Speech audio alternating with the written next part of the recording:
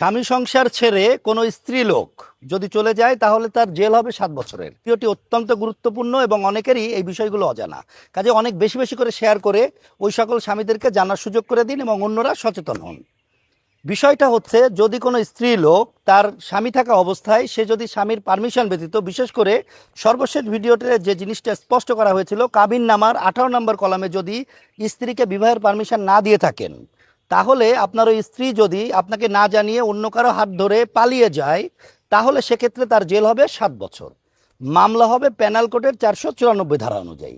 তাছাড়া এটা অত্যন্ত বাস্তব এবং আইনসিদ্ধ কথা যে কোনো স্ত্রী লোক, অনেক ক্ষেত্রে যেটা দেখা যায়, অনেক প্রবাসীরা আমাকে ফোন দিয়ে বলে, আমাদেরকে ফোন দিয়ে জানায় যে আমার স্ত্রী রহিম নামে একটা ছেলের সাথে প্রেম করেছে, করিম নামে একটা ছেলের সাথে প্রেম করেছে, সে হঠাৎ করে সে চলে গেছে, যাওয়ার পর আমরা থানায় জিডি করেছি, মামলা করেছি, কিন্তু পরবর্তীতে স্যার জানতেছি ও আমাকে ডিভোর্স দিয়েছে। কিন্তু দেখা যায় পর্যালোচনা করলে, যেদিন ওই মহিলা, ওই স্ত্রী লোক তার স্বামীর ঘর থেকে চলে যাচ্ছেন, সে তার 1 দিন পরে বা 2 দিন পরে ডিভোর্স দিচ্ছেন। প্রকৃত অর্থে আইন অনুযায়ী ডিভোর্স অ্যাক্টিভেট হয় 90 দিন পরে, এবং তার ভিতরেও কিন্তু তাদের যদি কোনো কারণে তারা যদি আবার আলাপ আলোচনা ইউনিয়ন পরিষদ বা অন্যান্যভাবে গণ্যমান্য ব্যক্তিদের মাধ্যমে বা যে কোনোভাবে তারা যদি আপোষ মীমাংসায় যায়, তাহলে কিন্তু ওইটা কোনোভাবে আর বৈধতা পাওয়ার সুযোগ নাই। তাহলে কিন্তু তাদের ওই বিয়ের পুনরুদ্ধার হয়ে যাবে, মানে সে পূর্বের অবস্থায় ফেরত আসবে।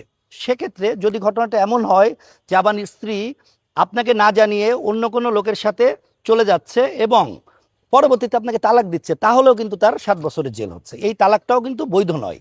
কাজেই ভিডিওটি অনেকের অজানা, বেশি বেশি করে সবাইকে জানান। ধন্যবাদ সবাইকে, অনেক ভালো থাকবেন সবাই।